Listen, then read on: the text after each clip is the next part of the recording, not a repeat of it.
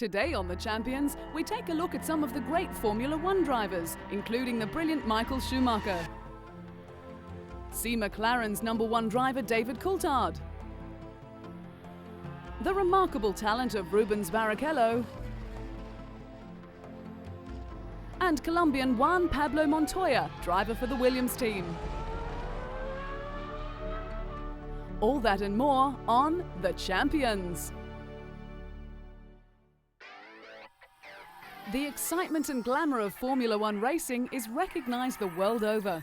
The combination of daring speed, skillful driving and raw power has led to a fascination that has gripped countless racing fans again and again. The Scarlet Ferrari, with its charismatic allure, is one of the largest and well-known racing teams, and its #1 driver Michael Schumacher is just as widely recognised and envied the world over. He has laid his claim as the world's best driver and in the process crowned the Ferrari racing team as the strongest in its time. Racing is not the only passion for the German star, with soccer high on the list. He often enjoys a game, taking a break from the grueling track work of Formula One. But motor racing will always remain top priority, and with his natural talent and nerves of steel, the driver has become the best in the business. The Ferrari racing team, founded by Enzo Ferrari, scored its first Grand Prix win in 1951. In the early days of the World Championship, titles came easily to the Italian giant, with drivers Alberto Ascari and Juan Manuel Fangio claiming the honours. Other Ferrari drivers to earn an early title were Mike Hawthorne, John Surtees, Niki Lauda, who won it twice, and South African Jody Scheckter. However, Ferrari's run of success came to an end for 2 decades, with a host of great drivers such as Gerhard Berger, Alain Prost and Nigel Mansell subsequently trying but failing to bring the glory back. It wasn't until 1996 when the team secured the services of the world's leading driver Michael Schumacher, and as each year passed, it continued to regain form and edge closer to the title it had coveted for so long. Despite some incredible performances, the team's efforts were hampered by bad luck and costly errors. Finally, in 2000, Michael delivered the drivers' and constructors' titles to Ferrari, becoming their most successful driver in World Championship events. Michael was born in Germany in 1969 to parents Rolf and Elisabeth. His love for racing began at an early age, when his father gave him a pedal kart when he was 4. Little did he know that it was to begin a career driving the most expensive racing cars in the world. His racing talent shone through even at that early age, helping him win on the circuit, even though he was the youngest member and driver in the kart club. He began receiving more recognition, and in 1984 he became the German junior champion and finished runner-up in the Junior World Championships. 3 years later, competing in the senior division, he scooped the double, finishing first in the German and European Championships. Having risen through the ranks of karting, Formula Ford and Formula 3 in Germany, the Wunderkind first showed his real mettle as part of the Sauber Mercedes junior team in the World Sports Car Championship. But it was when he made his Formula One debut at Spa with the Jordan team that his blend of speed, shrewd racecraft and supreme tactical perception marked him out as the man most likely to challenge for the world #1 spot. When it comes to motor racing, Italians are as passionate as they come, and they are proud to show their support of their favourite racing team. If Ferrari is fortunate enough to win a championship, then the fans hit the streets, waving their red flags and the symbol of the prancing horse.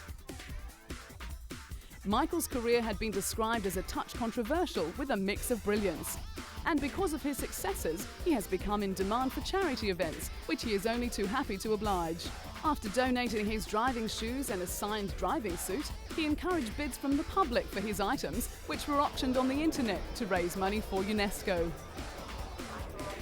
He was also only too happy to don a sporting uniform of a different kind. A soccer fan from way back, the German star led his Ferrari team onto the field for a charity match organised to help Iraqi children.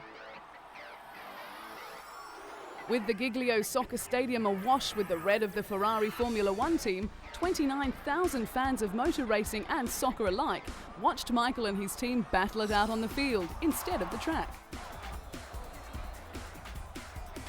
He led a star-studded team lineup that contained fellow driver Rubens Barrichello, Juventus defender Ciro Ferrara, and former Italian goalkeeper and coach Dino Zoff.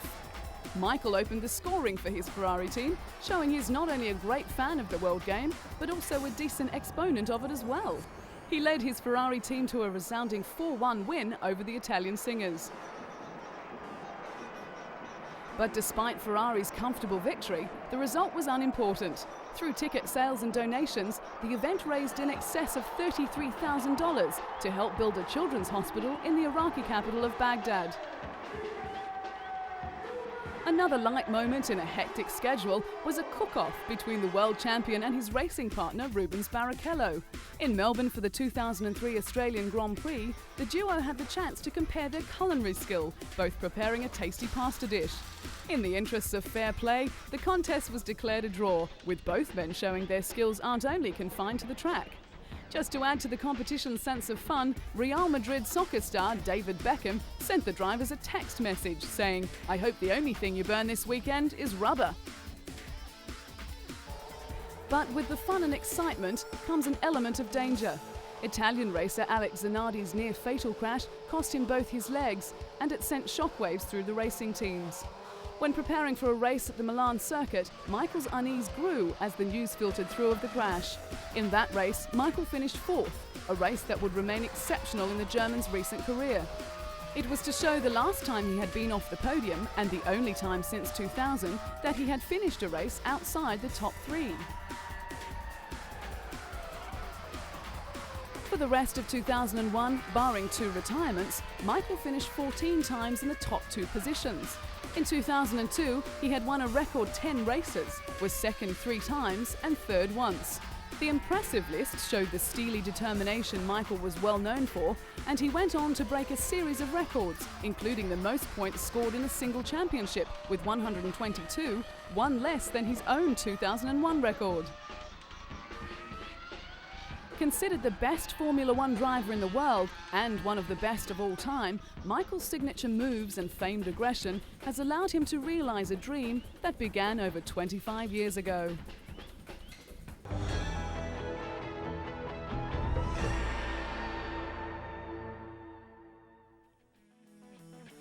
Racing certainly runs in the Schumacher family, with Michael's younger brother Ralph driving for the BMW Williams team. Debuting with Jordan, Ralph found his time there frustrating, and it wasn't long before he was looking for another drive.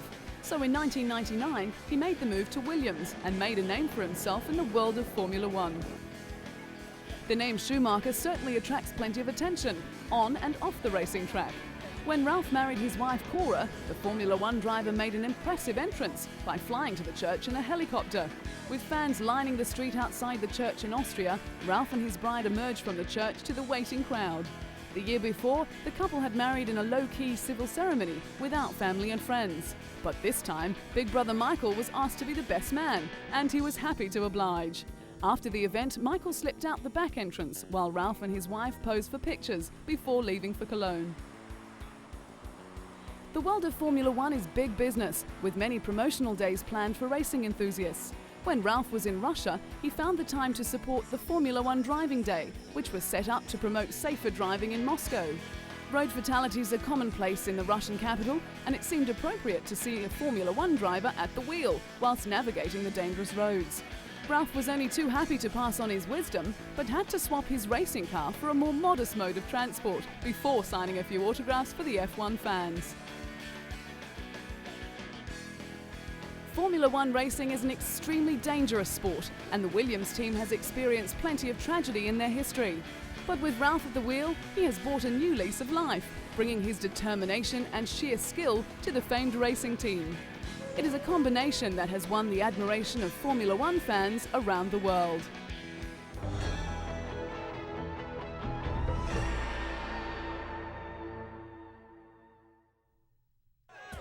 The allure of sport attracts fans from all walks of life, and the glamour of Formula One brings out the brightest stars. Rubbing shoulders with famous actors like compatriot Sean Connery is all in a day's work for Scottish driver David Coulthard, the #1 driver for the McLaren Mercedes. Not shy of the limelight, David's image has been featured on a billboard 4 stories high for Tag Heuer in New York. The Swiss watchmaker is the official timekeeper of Formula One and a corporate partner of the McLaren Mercedes Formula One team. The 4-story billboard was Tag Heuer's largest in the world and was part of a new ad campaign. Coming from a well-to-do Scottish family, David was surrounded by racing from an early age. He was karting from the age of 8 and was a multiple Scottish champion before he moved into Formula Ford, then Formula 3 in 1991. It was that year that David fought a season-long battle for the title with Rubens Barrichello, with the Brazilian eventually coming out on top. David's Formula One career began in 1994 in difficult circumstances. He was thrust into the spotlight when he replaced the legendary Ayrton Senna after his fatal crash. At the time, David was driving for the Williams team, who were dominating the sport at the time, and was sharing a seat with Nigel Mansell. The next season with Williams, driving alongside Damon Hill, David won his first Grand Prix in Portugal, beating both Michael Schumacher and his own teammate, finishing third for the season with 49 points. The following year was to see the move to McLaren, partnering Mika Häkkinen. But without a competitive car, David struggled throughout the year. The highlight of that year was a second placing in the famous Monte Carlo Grand Prix, where only 3 cars finished the race. As the McLaren team became more competitive, so did David, and in Melbourne in 1997, he broke the drought by putting McLaren back on the winning track. Winning again in Monza, he finished equal third with John Alexi in the Drivers' Championships. Over the course of the next few years, David had his share of ups and downs, with pit confusion, accidents, and the occasional mechanical problem, but it didn't slow him down too much. A serious plane crash in 2000 seemed to give the Scot a new perspective on life, but despite a very strong challenge for championship glory, he finished third in the standings. Despite his gallant efforts, David has been plagued with team reliability problems. And with the emergence of a very dominant Michael Schumacher in the Ferrari team, the task of reaching the top keeps getting harder and harder. But when he's racing head-to-head with the best drivers in the world, David's never-give-up attitude will always come to the fore.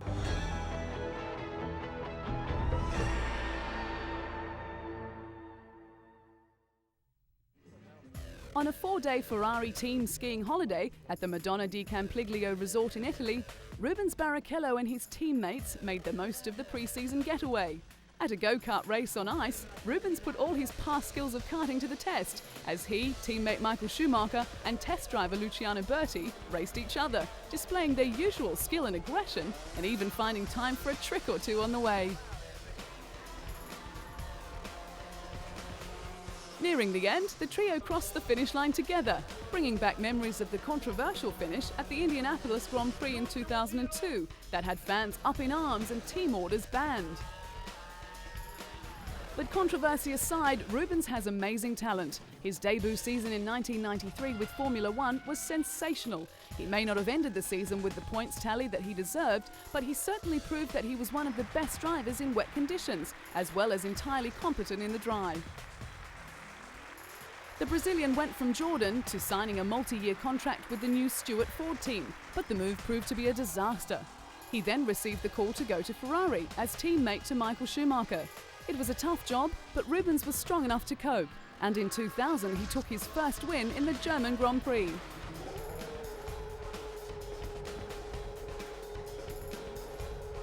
Before arriving at Ferrari though, Rubens had put in many hard years. The Jordan team began to suffer from reliability problems, even though the Brazilian had some brilliant results. 1996 proved to be a disappointing year, and Rubens parted ways with the Jordan team. Signing with Stewart Ford proved no better, with engines failing, despite the return of his personal performance. A superb second place at Monaco in 1997, one of the few times the car actually made it to the line, was a testament to his speed in wet weather conditions. But Rubens needed a car that would enable him to finish a race in order to make any progress as a driver, as well as to motivate himself, and he found that with Ferrari. But since joining the influential Ferrari team, the FIA pressed new rule changes designed to make Formula One cheaper and more exciting. With the spiralling costs required to compete at the highest level, the governing body announced a deal to keep the circuit from shrinking to 8. But the sport's richest teams, like Ferrari and Williams, balked at some of the ideas. Formula One has been dominated by Ferrari, with the team winning 15 of 17 races in 2002. But smaller teams are struggling to compete with the Italian giant, and with Ferrari's ability to secure the talents of Ruben Barrichello and Michael Schumacher, they are sure to stay on top of the championship's table.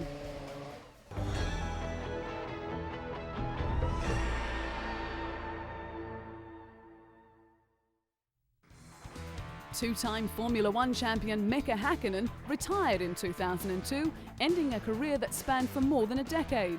Mika, the elder flying Finn, who had 20 Grand Prix wins in his 11-year and 161 race career, decided to quit at the 2001 Monaco Grand Prix, but was persuaded by team principal Ron Dennis to take some time to think it over. But the sabbatical failed to change his mind, and when the Finn visited the Monaco Grand Prix, it only strengthened his original decision. Mika and his former racing partner David Coulthard spent 6 seasons together in the longest Formula One partnership to date, and the Scot was sorry to see his friend go.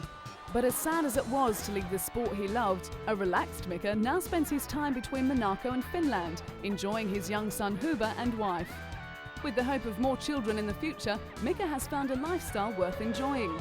Retirement meant that the 2001 Indianapolis Grand Prix will go down in history as the Finn's last victory, as well as one of his most satisfying. The decision was more about, the time I want to spend with the family, to see the Hugo growing, spend time with my wife, and I simply also didn't want to hurt myself.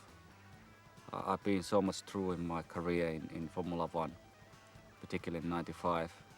So I did achieve so much. I thought it's not worth it anymore to push your luck further. Throughout his time at McLaren, he made a lifelong friend in team boss Ron Dennis. Ron stood by him after a near-fatal crash at the 1995 Australian Grand Prix in Adelaide, when the Finn speared into a wall at high speed in practice. Mika suffered head injuries and nearly suffocated until quick surgery by trackside doctors cleared his airways. But once racing is in the blood, it is hard to get it out of the system. And with 2 Formula One World Championships already under his belt, the retired 34-year-old decided to test himself on 4-wheeled racing of a different kind. The opportunity to race in his home rally just held too much appeal. Mika completed 3 days of practice on the frozen Kemijoki River in the north of Finland for his guest appearance as a Mitsubishi driver in the Arctic Rally.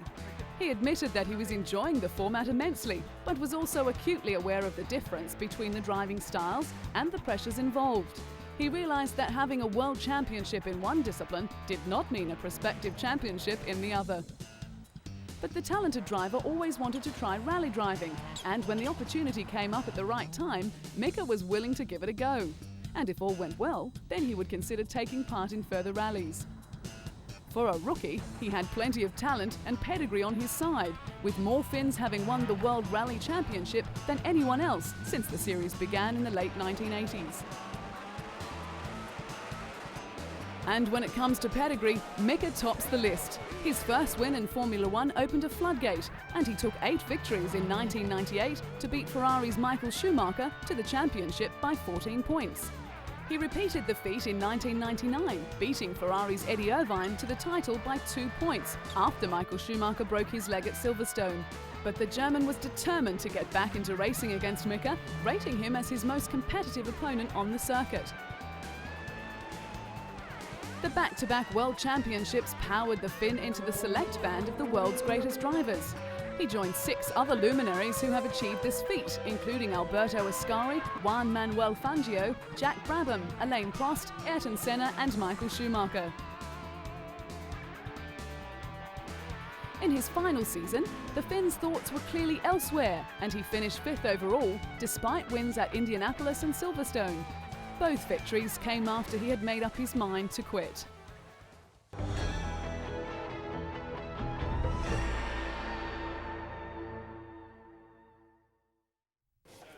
Juan Pablo Montoya made an impressive debut into Formula One, fully justifying the faith shown in him by Frank Williams. Even though he was frustrated from having to retire from 11 of the 17 races, 2 of which he could have won, the talent that impressed the Williams team in the beginning shone through. Juan Pablo Montoya. It was his raw talent that earned him the Laureus Sports Award and thrust him into the spotlight. He continued to impress in his debut season, earning his first win in Monza. Despite all the setbacks, Juan managed to accumulate an impressive 31 points, finishing 6th overall in his first season. Life off the track for Juan was just as successful as his racing career, with the Williams driver marrying Connie Freidel in a private ceremony in Colombia. The couple were accompanied by 300 family and friends when they wed in the temple of Santo Toribio de Cartagena.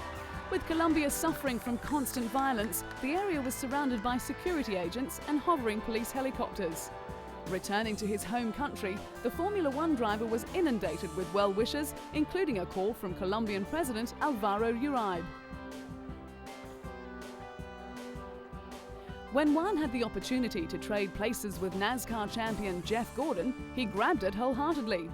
Jeff drove the BMW Williams, and Juan turned laps in the NASCAR Winston Cup car at the Indianapolis Motor Speedway's infield road course. This was the first time the two racing stars had driven their respective cars, and it was an event they fully enjoyed. In the event named Trading Paint, Jeff, a 4-times NASCAR champion, and Juan, fresh off a Formula One victory at Monaco, burned up the circuit. Even though the racing was competitive, the day was a break from the grind of Formula One. After the ride, Juan joked that he thought there was not enough braking power in the stock car and that he needed a parachute to stop. It wasn't long before it was back to the serious business with Williams, and with the dominance of Ferrari and Michael Schumacher, the Williams team was looking for a boost. Founded by Frank Williams in the late 1960s, a lack of financial support made success difficult to achieve. The team's first win came at Silverstone in 1979, followed by a Drivers' Championship for Alan Jones and a Constructors' title in 1980. In 1986, Frank Williams was involved in a road accident which left him paralysed. Despite the trauma, the Williams drivers, Mansell and Piquet, dominated, with Alain Prost claiming the championship. Frank realised a dream when he signed Ayrton Senna, but it turned into a nightmare when the brilliant Brazilian driver was killed at Imola.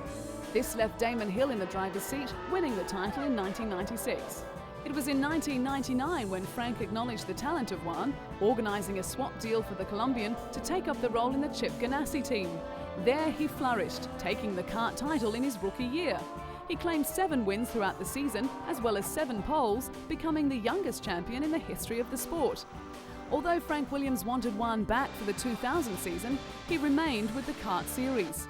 He also went on to win the Indianapolis 500 on his very first attempt. Returning to Williams in 2001 to partner Ralf Schumacher, Juan saw his first Formula One victory. He secured several podium finishes and 3 pole positions in his debut season. A tussle with Michael Schumacher when the Colombian refused to back down to the German, and a fierce confrontation with Jacques Villeneuve caused quite a stir on the track, and his aggressive driving style has become a trademark for the fiery Williams driver.